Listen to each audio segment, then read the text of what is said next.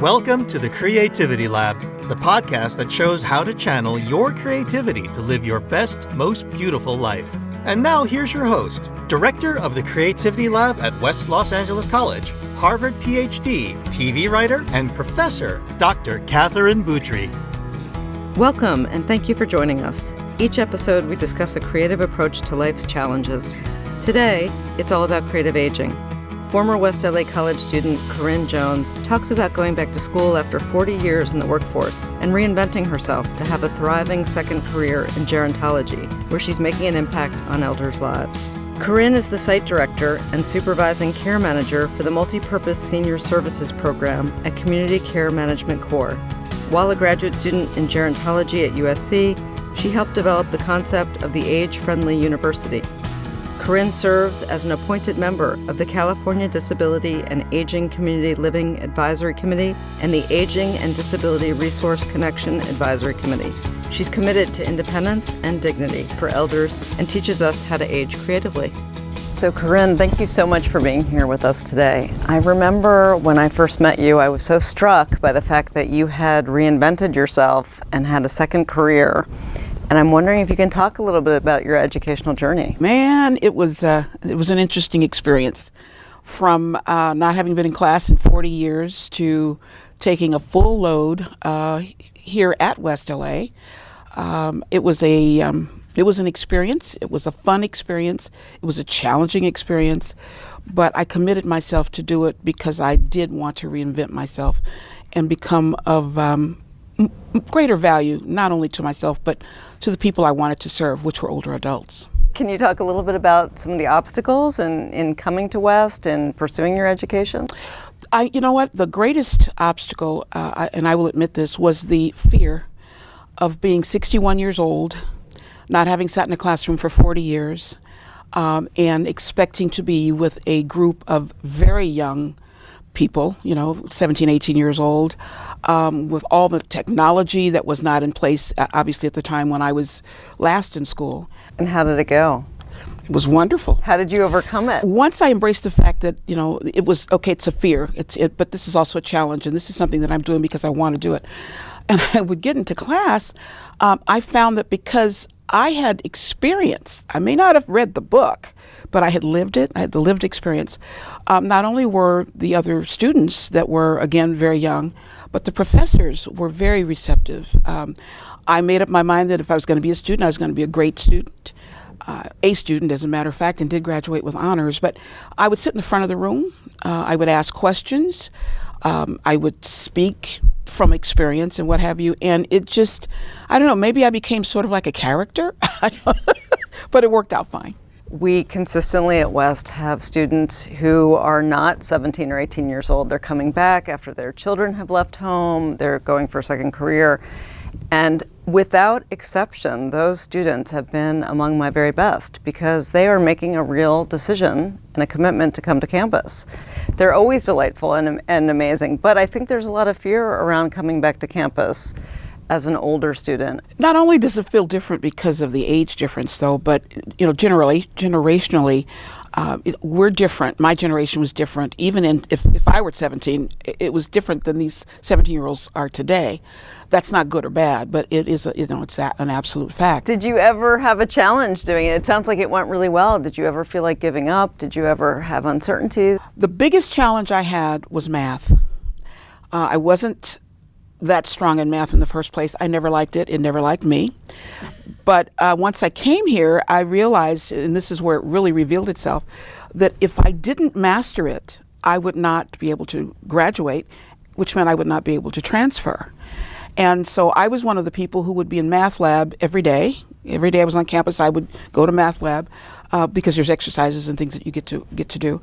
And I also had a tutor from when I tested in basic math, which wasn't a struggle. 1, 2, 3 or whatever wasn't a struggle, but the algebra part of it was horrid. And I made up my mind I didn't come here to not get out, but I had to do what I needed to do. So again, I had tutors. I took extra classes, online type things and what have you. And when I mastered statistics, I was the happiest person in the world. And I kept saying, I don't ever want to see you again. You probably don't ever want to see me again either. But I just, I had a motto when I was in high school, or my high school's motto was, you find a way or you make one. And I am not a quitter, and I was not going to be defeated by math. Can you talk a little bit about your whole trajectory? You had a career at AT&T, Yes. Then you decided to go back to school, and then where did you go? How did it all fit together? I started at AT&T when I was 16 years old. I went for the summer, had a little summer job, and at the end of the summer they asked me if I'd like to stay on permanent part-time. And I said, well, I've got to ask my mom, because she has real attitudes about education. And she said, it's okay if you work, the max would be 20 hours a week, as long as your grades don't suffer, because I'm not about having you work, I'm about having you get through school. And so I stayed. I worked my little 20 hours and a little extra during the Christmas holidays or spring break. When I graduated high school, though, they asked me to come on permanent, full-time. And I did, and then they promoted me to a clerical position. I left and went downtown, and it was exciting. And my mom says, you need to enroll in school. So I took a couple of college classes, and I was like, why am I in college? I mean, I got a good job and the whole 9 yards. So I did that for 30 years. I stayed at AT&T. I eventually became an outside sales representative. And when my friends were in school going to get their teaching credentials, I laughed and said, I'm making $90,000 a year. What are you guys talking about? So when I retired, I was only 46, which is not typically a retirement age. And everybody that I knew was still working. I found after 2 years of travel, that what I was going to do if I kept on was just run out of money and still be retired. So I began to volunteer. And the volunteer work that I did was characteristically with older adults. And through that, I became more interested. And I said, well, maybe I'll see if I can get back in school and learn some stuff. Well, I came to West and hadn't quite figured out that political science was the title of what I wanted to be involved with. But that's what I enrolled in. And that's kind of how I started. When I finished here, I went to, as I said, I went to LMU.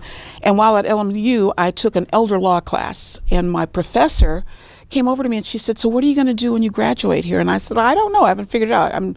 I'll get a job. And she says, no, you need to get a master's in gerontology. And I said, I never thought about that. And she said, but yeah, think about that, because the best school, the oldest school in gerontology is at USC.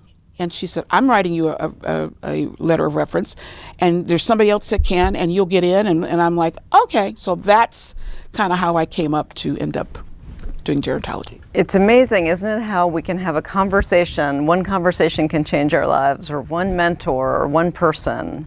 So it sounds like she was really that person for you. Very powerful.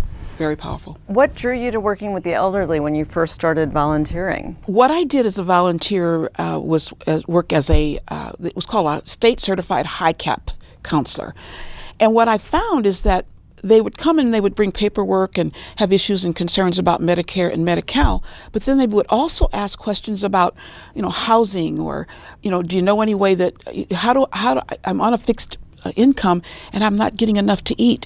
Do you know of any program that I could learn, about, that I could get food to eat?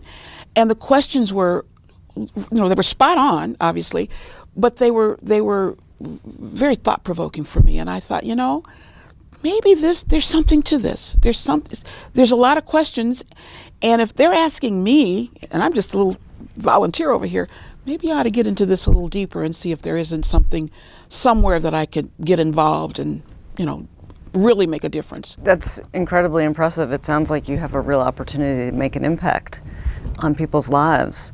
Are there any stories that you want to share, or any examples of things that you've done in your career that you're particularly proud of? One of the biggest problems for older adults in our system is that if you qualify or think you qualify for Medi-Cal, as an example, you have to fill out mountains of paperwork.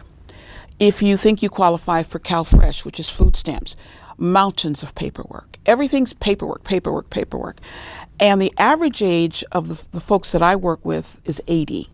It's a single female. She's generally low income. Her education may be, 6th grade, 7th grade.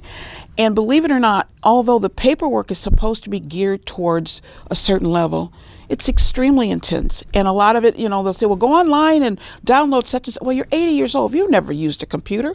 Okay, well, you got a smartphone, but you only know how to dial out on it or to answer it, And so one of the things that I worked very closely with was streamlining the paperwork process. There ought to be one spot that you can enter into. If you qualify for Medi-Cal, then you should obviously be qualified for CalFresh. If you're qualified for CalFresh, then you should be obviously qualified for free bus passes, things like that. And so I was able to work with not just myself, but a group of us through the State of California Department of Aging. And we now have a one-page document that gives all the information that most social service entities need in order to identify you and to know that you've already pre-qualified for this or that, and you must just obviously be qualified then for all this other stuff. And it's making a difference, a tremendous difference. CalFresh, I believe, is getting ready to roll out their part of it sometime between now and June. And it's just really exciting because it alters in a positive way the lives of the people that we most need to be concerned about altering. How does a creative approach to aging benefit seniors and their families? There is a great amount of fear, I think, still about ageism and getting older and all those things. And I mean, it's a serious change of life. Particularly when an older adult has to give up their driver's license, it removes their independence. Most of them do not want to be a burden, either financially or physically, on their children and or even their spouses. And so when I think about the creativity and what it kind of means to be older, the fear of being old drives a lot of people in a negative way, and there's really no need for it. The older adult today is aging differently than my mother or my grandmother. They're baby boomers. They're not content to sit on the front porch in a rocking chair. They want to be active. They want to be able to go for walks. They want to have parks that are well lit and sidewalks that don't have it's a trip hazard. They want to be able to get on a bus and go to a mall or go to a movie or have a little bite to eat at a little cafe or something. And they don't necessarily want somebody shepherding them every place and every time that they go somewhere. It's a different theme of aging. They're not interested in watching TV and soaps all day long. They're really, really interested in continuing to live their lives. It's the twilight of their lives, and they should be able to do that without all kinds of restrictions and controls and people dictating, what they can and can't do, where they can and cannot go. Can you tell me a little bit about Age Friendly University? When I first came back to California from my internship, I had been exposed to the age-friendly concept, which is the World Health Organization and AARP. It's a directive being kind of guided by them. And I was disappointed to find that there was no such thing, or had never heard of such a thing, here in the Los Angeles area or in the state of California. Well, while I was a student at USC, one of our professors was talking about the fact that we needed, we're a big city. Why are we not age-friendly? I mean, this is the big thing happening. And so she put together what was called a Wicked Problems Practicum. And you had to apply for it and then be interviewed for it and whatever. I made the cut. And we came from so many different walks of life, but also different educational pursuits. I was in gerontology. They had someone that was involved with geo-design that had to do with street mapping and things like that. We had psychologists, we had psychiatrists, we had a bunch of different people. And the whole purpose for us being together and meeting for that semester was to come up with the things that Los Angeles and Southern California ultimately could do to become age-friendly. It was a very different tack than I think other states had taken and other programs that were other cities and that were trying to become age-friendly had done. And as part of it, our research project, mine was for the Culver City area, we came out and we walked the streets. We went over to the senior center. We interviewed different people to find out what they thought age-friendly meant and what would be in their mind the best things to have. And we were quite surprised to find that while we thought the biggest drive for being age-friendly in Culver City, as an example, was to fix the sidewalks, the actual biggest, I take that back, I'm sorry, we thought that it was to get the bus service so that it would go that last mile, which means instead of dropping people off in the middle of the block if you have a group of people that are trying to get to a medical center, you drive down to the medical center and let them off there. Turns out it wasn't bus transportation. It was the sidewalks. The sidewalks in the Culver City area, in great numbers of them, the trees have uprooted them, and they're horrible. They're narrow, so a wheelchair can't pass down them. They're not safe for somebody to walk on. And we learned that by talking to folks. We had them come onto campus one day and kind of do roundtables, 5 or 6 people, and we interviewed them, and then we kind of switched and everybody went to another table. And so when we were all done with that, we actually presented it to the County of Los Angeles, the City of Los Angeles, and the result was they took some of our best recommendations and have now, after that, filed to become age-friendly. And through my professor, Caroline Cicero, she has designated or had USC designated as the age-friendly university in Southern California. What that has also helped to do, Governor Newsom has rolled out a master plan for aging, which is very exciting for California. It's the first state in the United States to have a master plan for aging that's a state-based program. And he's doing all sorts of fantastic things. The areas of interest for aging friendly have to do with housing that's convenient and well priced. It has to do with transportation. It has to do with green spaces so that older adults can go out and sit in a park and it not be pitch black dark and things like that. It also has to do with walking areas, reasonable walking areas, food options that are not 30 miles away. When you put all those things together, you make an area age-friendly.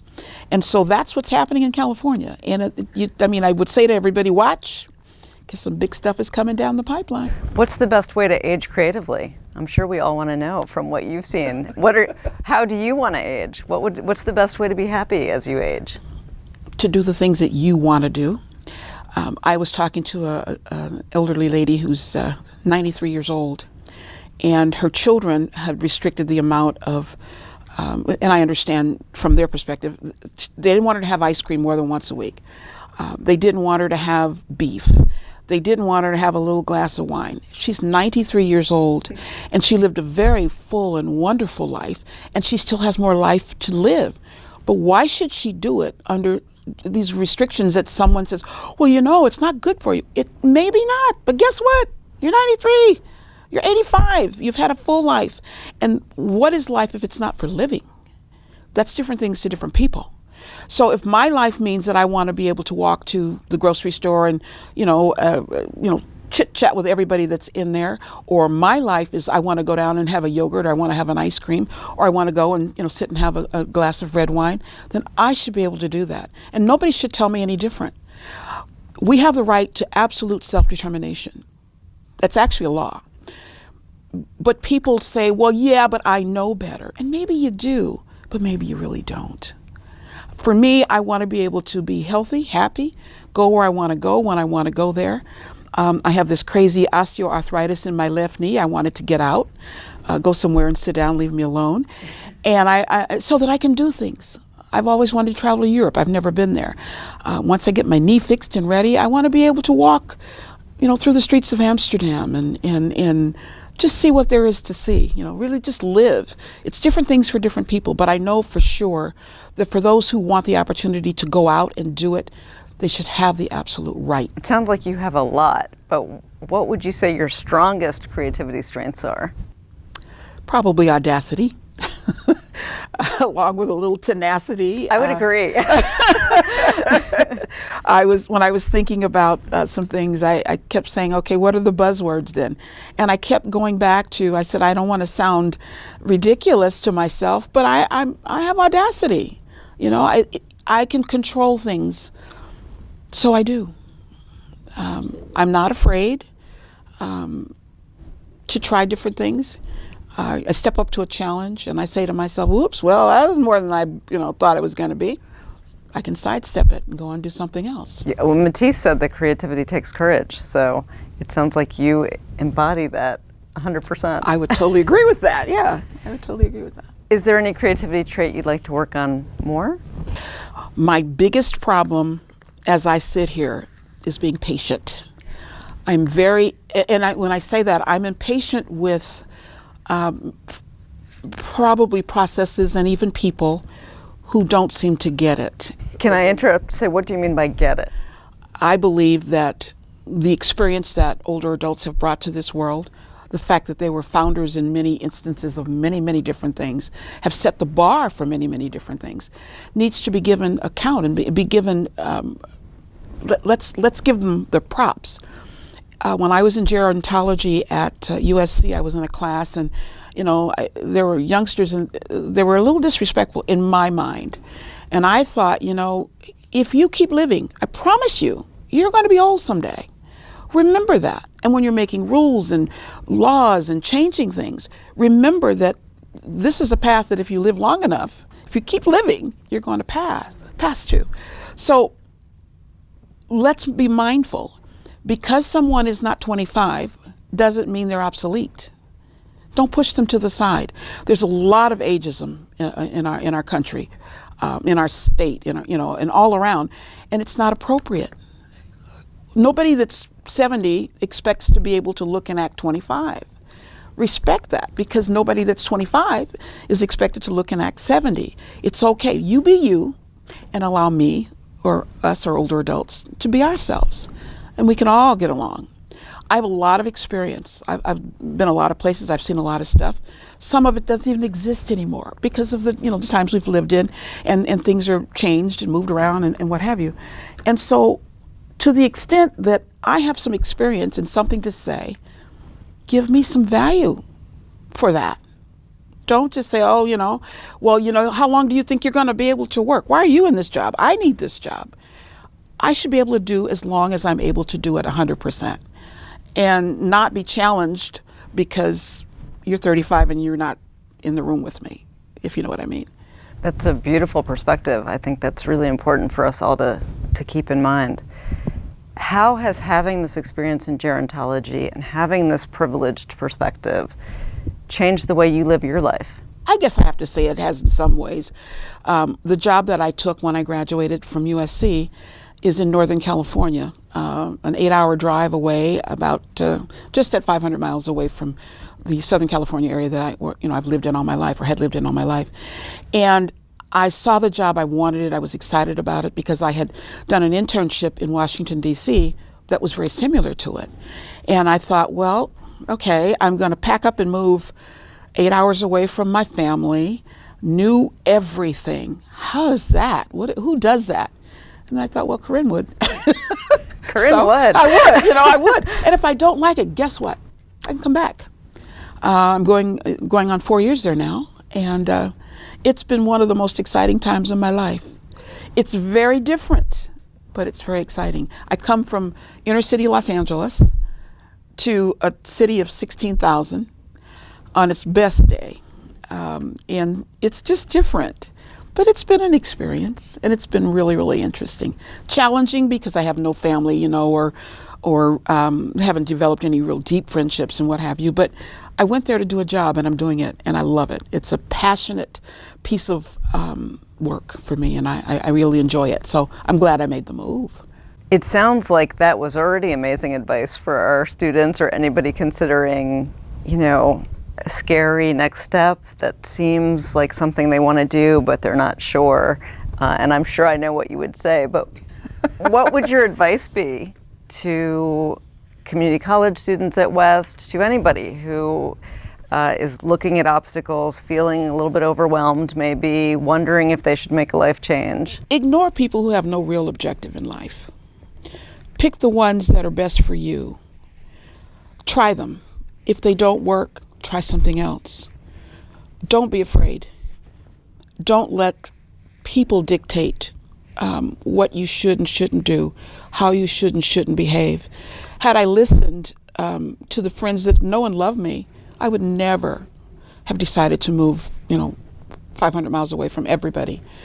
But I did it, and I'm so glad I did. Do they tease me and say, when are you coming back home? Yes, they do. But the greatest thing is, even through fear, even through reluctance, do what you need to do. The young people today have a greater opportunity to have multiple careers, way better than I did. Back in my day, you get a job and it's a good job, you stay there. But they can be everything. You know, maybe you want to be a doctor and then you decide, no, I want to be a lawyer. No, I think I want to, be a plumber. You can be all of those things, and don't be afraid to try them. Nothing makes a failure but a try. And the other thing to anybody is remember that age is a number and it's a state of mind. That's all it is. It does not have to set you up to be who you are or to be what somebody else thinks that you are. Rise to the occasion. Step up to the challenge. If it's not working, if you don't like it, you can always pull back and go do something else. That's amazing. Will you come back to West when we do our creativity lab problem solving around aging? I would love to. That would be amazing. I would love to. Thank you. My pleasure. Thank you so much, Corinne. My pleasure.